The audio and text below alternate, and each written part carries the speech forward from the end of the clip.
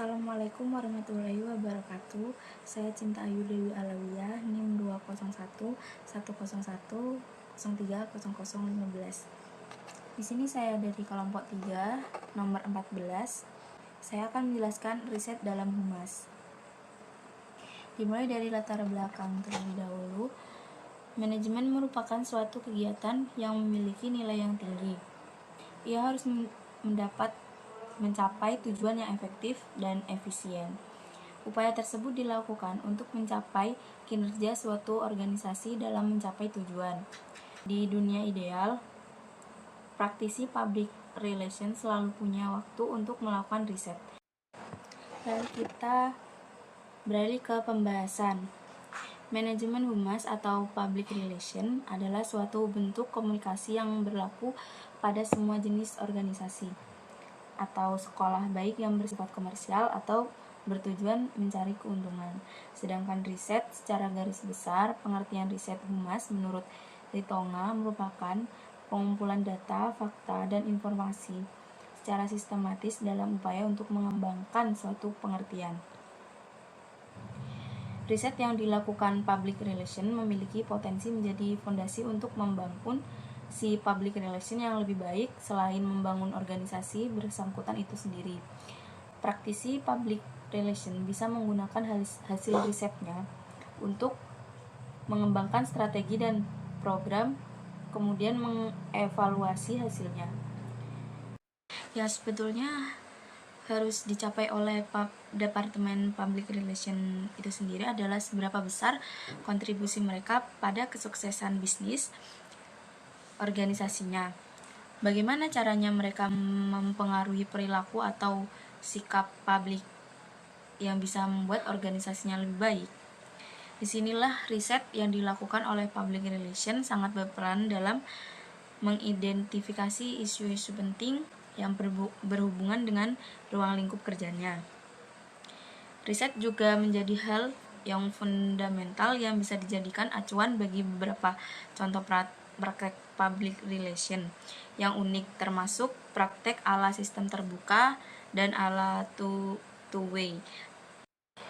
Peran dari si public relation haruslah lebih dari sekedar menyampaikan pesan.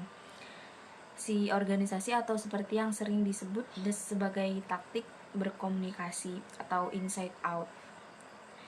Maka riset sangatlah fundamental. Ada juga yang mengatakan bahwa dibandingkan dengan program yang digarap seadanya, program public relation yang hebat adalah yang didasari oleh riset yang mempertimbangkan pemetaan pasar dan sudah melakukan berbagai macam evaluasi pada risetnya.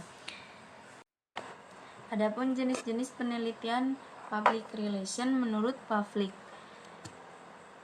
Di sini menguraikan 3 jenis penelitian public relation yang utama, yaitu applied, basic, dan introspektif. Yang pertama kita bahas yaitu applied research. Riset public relation terapan ini meneliti isu-isu yang bersifat spesifik. Di banyak instansi, penelitian ini memang dilakukan guna mengatasi suatu persoalan tertentu. Yang kedua yaitu basic research.